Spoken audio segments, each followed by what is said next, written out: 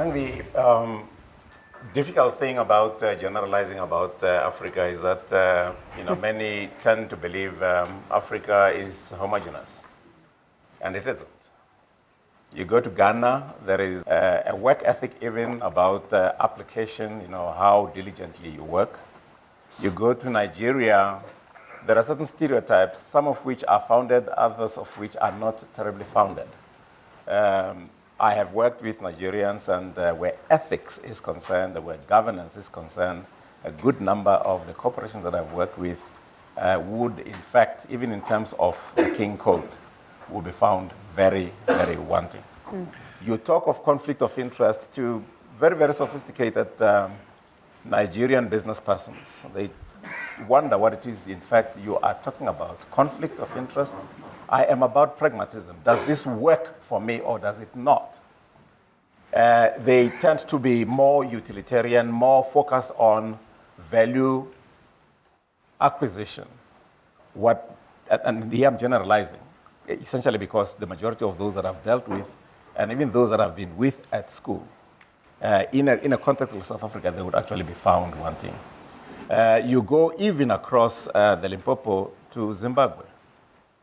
We do have a leader who is very, very effective. But we have to distinguish between effectiveness and ethical behavior. Bob Mugabe is as effective leadership comes. That's why he is where he is.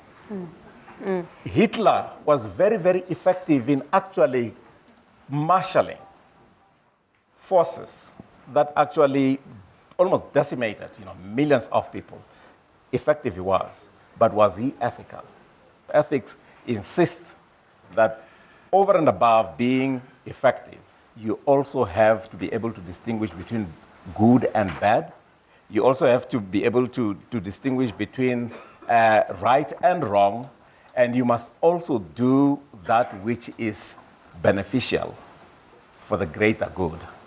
What made Nelson Mandela appeal across all populations in South Africa, what made him appeal nationally, what made him iconic, was serving the greater good. What makes the others, some of whom followed him, less so, is exactly that difference, where instead of actually serving the national interest, serving even the continental interest, or serving the national interest, they tend to be self-serving.